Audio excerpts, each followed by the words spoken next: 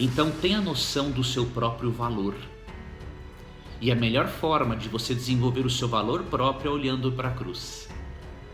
Não olhe para os xingamentos do seu pai, da sua mãe, do seu filho, da sua filha, da sua nora, do seu sogro, da sua sogra, do seu tio, do seu primo.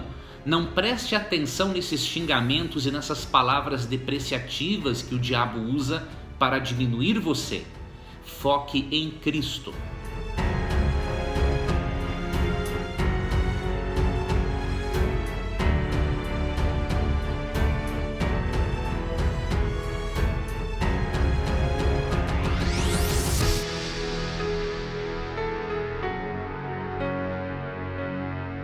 Na história de José nós podemos aprender que nós podemos encontrar um grande suporte para encontrarmos alívio emocional por causa da família, né, e do relacionamento disfuncional no qual nos encontramos muitas vezes.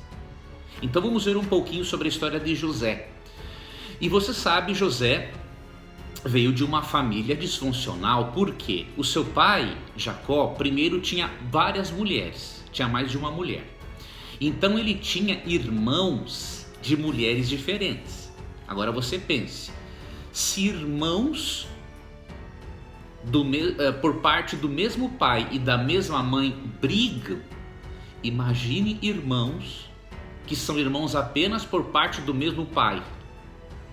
Então era uma briga tremenda que existia no lar de Jacó e consequentemente de José. As mães começaram a rivalizar umas contra as outras, é óbvio, elas estavam disputando o amor do marido, né? E essa rivalidade se espalhou para os filhos. Para você ter uma ideia, os irmãos mais velhos de José, eles massacraram uma cidade toda, chamada Siquém. Aí você vê Rúben, o irmão mais velho de José, ele fez uma afronta tão grande ao seu idoso pai que ficou com uma, entre aspas, das mulheres dele, com Bila, que era a serva de Raquel. E era a mãe de vários dos irmãos dele. Então você veja a família. Judá, quando foi mais velho, foi procurar uma prostituta e acabou confundindo a própria nora viúva com uma prostituta. E para piorar as coisas, Jacó demonstrava preferência por um filho. E aí está um problema muito sério. Jacó demonstrou preferência por José, porque foi para José que ele demonstrou esse favoritismo, dando para José uma capa muito colorida, uma túnica, na verdade, muito colorida, de acordo com Gênesis 37:3. E ali, obviamente, os irmãos morreram de raiva. Com certeza eles pensaram, o que de melhor tem ele do que nós para merecer do nosso pai este presente? Então, veja, o lar de José era disfuncional. Não era um lar funcional, que funcionava tudo direitinho. Não era um ambiente propício para o desenvolvimento pleno da moralidade, da intelectualidade e da espiritualidade. Mas José conseguiu. Os seus irmãos também vieram, muitos deles depois, a conseguirem. Por quê? Porque ele não desistiu. Se José, por viver num lar disfuncional, fizesse disso uma desculpa para ele não ser uma pessoa funcional, ele não teria sido tão abençoado como ele foi na sua vida. Ele era de um lar disfuncional, mas foi neste lar, e passando por lutas e problemas que não somente ele, mas os seus irmãos em especial, foram neste lar que eles desenvolveram. Não é? Mesmo que uns desenvolveram mais tarde do que outros, foi nesse lar que eles desenvolveram fé em Deus, né? Amor e confiança no Criador. Então é em meio a esses problemas que nós desenvolvemos essas habilidades. Então, ou seja, não devemos desistir da nossa família em nenhum momento, né? Nós podemos decidir desistir ou decidir aprender mais sobre fé, amor e confiança em Deus. Outra coisa importante a considerarmos no estudo é a seguinte: José, ele era um filho mimado. Agora você imagine, ele era mimado, era o preferido do pai, mas os irmãos ficaram com tanto ódio dele, por ele ser o preferido, por ele também ter tido algumas visões proféticas, das quais eu não vou tratar agora, mencionaremos em outra lição. Por ele ser o preferido, os irmãos passaram a odiá-lo. Para você ter uma ideia, houve irmão que sugeriu matá-lo. E aí outro irmão sugeriu, não vamos matar ele, vamos dar uma boa lição nele. Até que outros disseram, não, vamos vender ele. E venderam ele, depois de jogar ele num buraco, quando ele foi dar uma notícia, um recado do pai para eles, jogaram num buraco. E o que aconteceu? O venderam para uma caravana de ismaelitas, que vendiam escravos, faziam essa coisa ilegal, imoral, né, de vender escravos. E veja que mudança, de um filho amado, preferido, mimado, ele passa a ser um escravo desamparado e desprezado. Como que ele pôde aguentar isso? Isso é uma coisa insuportável, praticamente, para o ser humano. Você sair de uma situação maravilhosa, de perto do seu pai, da sua mãe, mesmo com problemas entre os irmãos, e se encontrar numa situação desesperadora de escravo, né? José superou isso porque ele entregou-se completamente a Deus. Aqui é que está o diferencial.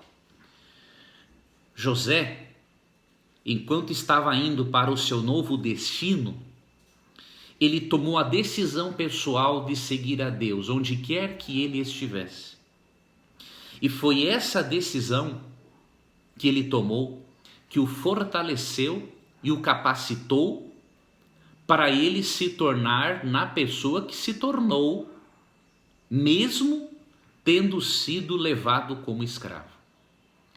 E Deus quer que você e eu tomemos essa decisão, independente da família na qual nós vivamos. Por quê? Mesmo que a nossa família seja disfuncional, nós podemos escolher ser funcionais. E como consequência, podemos influenciar a nossa família para o bem, não é? Então, um dos textos que mostra a importância de uma decisão nossa é o Salmo 14, verso 2, que diz assim: do céu olha o Senhor para os filhos dos homens, para ver se há quem entenda, se há quem busque a Deus. Então, Deus, quando olha dos céus, né, e para os filhos dos homens, para os seres humanos, ele vê, ele busca alguém que entenda, alguém que realmente esteja buscando a Deus. Então você pode decidir ser uma pessoa funcional num lar disfuncional, porque a fé não é transmitida geneticamente, ela é ensinada, mas ela não é transmitida geneticamente. Então você pode aprender mesmo num lar disfuncional. Agora tem um detalhe: um lar funcional, ele promove a nós um ambiente para nós desenvolvermos valor próprio. E apesar da disfuncionalidade do seu lar, teve um aspecto positivo no lar de José que fez com que ele desenvolvesse valor próprio. E isso é importante. Não vamos falar só do que há de negativo, não é, na vida familiar de José, mas vamos falar de algo positivo. Todo o lar deveria ser um ambiente, toda família deveria se propor a ajudar a cada membro a entender o valor próprio. O que é valor próprio? Não achar-se demais, pensando que você é a última bolacha do pacote, né? Mas também não se achar menos em relação aos outros, achando que você é o patinho feio. Não, é ter uma visão positiva e equilibrada sobre você mesmo. E isso nós aprendemos na família. Se a família for propícia, todos nós desenvolveremos valor próprio. E José teve valor próprio, porque apesar de ser escravo, ele se valorizou como pessoa e sempre que trabalhou ele fez o seu melhor. Não simplesmente para agradar os outros, mas porque ele tinha valor próprio. Ele sabia que ele daria conta do recado, que ele poderia fazer bem feito, e ele sabia que Deus estava com ele também, tá? E Deus quer que nós tenhamos essa noção equilibrada, né, de valor próprio, porque Deus, ele vê a cada um de nós como filhos com grande potencial. Quando Cristo morreu na cruz, né, ele morreu para que você e eu tivéssemos vida e pudéssemos nos tornarmos tudo aquilo que Deus sonhou para nós na eternidade. Então veja o quanto Deus considera a você e a mim. E isso deve nos fazer sentirmos que temos valor, né? Por exemplo, olha o que diz aqui Isaías 43, verso 1. Isaías 43, 1 diz assim, ó, Deus falando para os seus filhos, para o povo de Israel, e diz assim para você também: mas agora assim diz o Senhor que te criou, ó Jacó, e que te formou, ó Israel. Não temas, porque eu te remi, chamei-te pelo teu nome, tu és meu. E você e eu pertencemos a Deus tanto pela criação quanto pela redenção.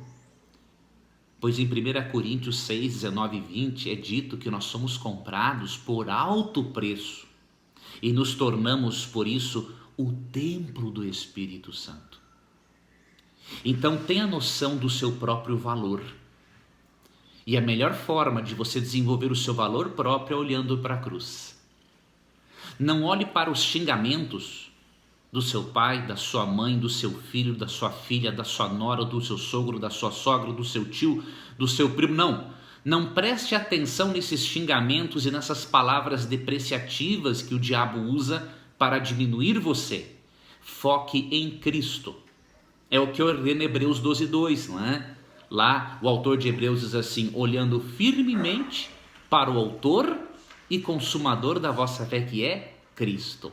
Então foque em Deus, olhe para a cruz e veja a sombra da cruz, o quanto você vale. Você valeu a vida da segunda pessoa da divindade, que é chamada de autor da vida em Atos 3,15. Este é o seu valor.